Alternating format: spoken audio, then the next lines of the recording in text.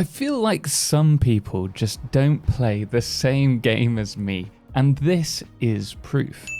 Today we're going to be continuing our Satisfactory Fan Factory Tour in anticipation of 1.0 and seeing some of the best factories I've come across in the 5 years of early access. Now, in our last video we did check out this grand industrial utilitarian masterpiece. You can find the video in the cards and in the description below. And now, today we're going to be checking out Fromscratch's eclectic mix of 21st century corporate industry and sci-fi. Hell, there's even a second separate save which replaces the Rocky Desert Industrial Complex with a Mad Max-esque facility. So if you'd like me to cover that in a future video, then do let me know and we'll see if we can squeeze it into this season. Now, this particular save has taken 2,700 hours to build, and we can find the hub located above the grassy fields on top of a large factory rig. Now, this comprises of production lines covering items like wire, modular frames, and other basic resources in one section. And yes, some of the lines do need a little bit of light, but on the opposite side of this, we do have a very sleek manufacturing line with manufacturers producing supercomputers and radio control units, as well as many other items, and I absolutely love what's been done here.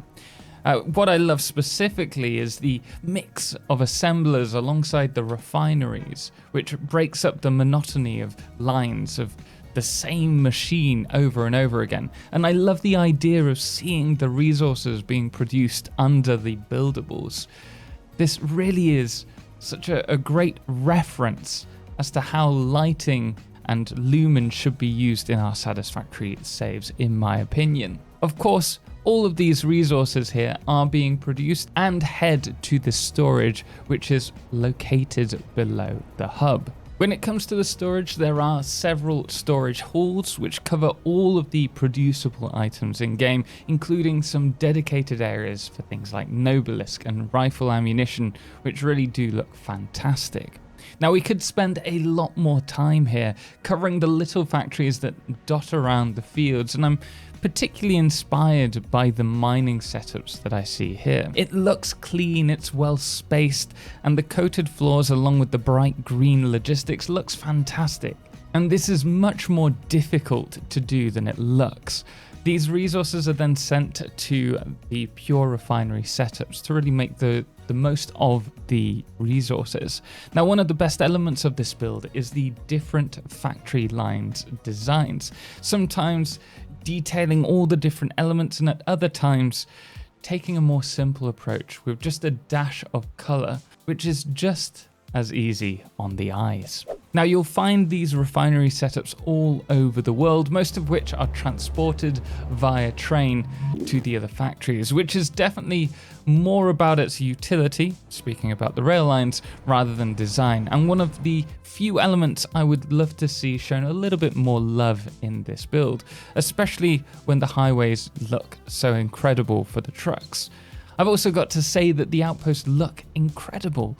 All of them are very similar in the elements that they use, working perfectly together whilst also showing their uniqueness. But these are just the backdrop to the Rocky Desert facility. In truth, I don't think there's a single angle of this facility that doesn't look incredible. And obviously this facility receives all of the local resources for processing. I love that Fromscratch puts so much thought into all of the design elements, using items not just for what they are, but also for decoration, such as these power poles or the conveyor lifts that you can see here.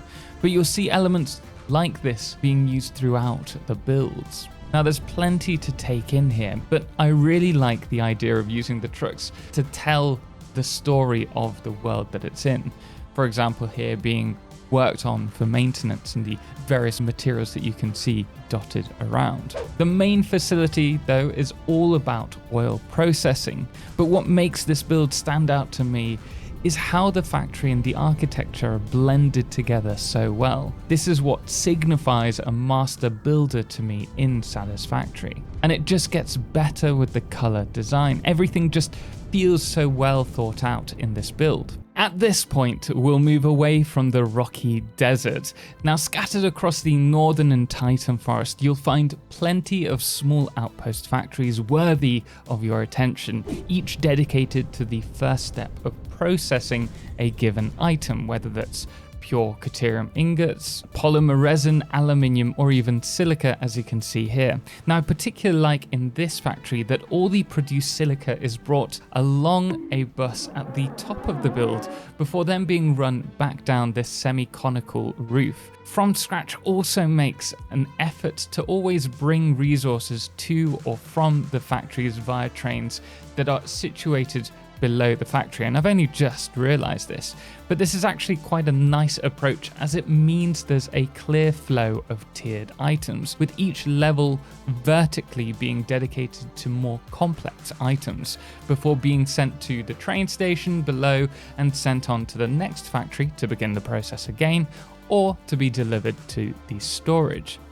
It's a simple but elegant system that neatly utilizes the train network effectively. There are also many other factories worthy of attention here, but we'll move on over to the power production of this masterclass build. First, we have the Blue Crater fuel facility. This is running 450 fuel generators spread across 10 floors, thanks to the blender diluted fuel setup, which is running beneath the factory. The build is much darker, with the little lighting leaking through from the central storage battery columns. But this isn't the only power plant the world is run by, and yes, we've saved debatably the best until last with this fantastic sci-fi circular reactor like factory plant. I don't think there's anything here that I dislike. I love the supports, and the sphere is beautifully crafted by the placement of hundreds of large concrete pillars. The neon highlighting works beautifully, and I'm blown away by the placement of the build around the waterfall, seeing the water just running down the back wall. Everything here seems so perfectly spaced, and it's clear a huge amount of thought went into the planning of this intricate build.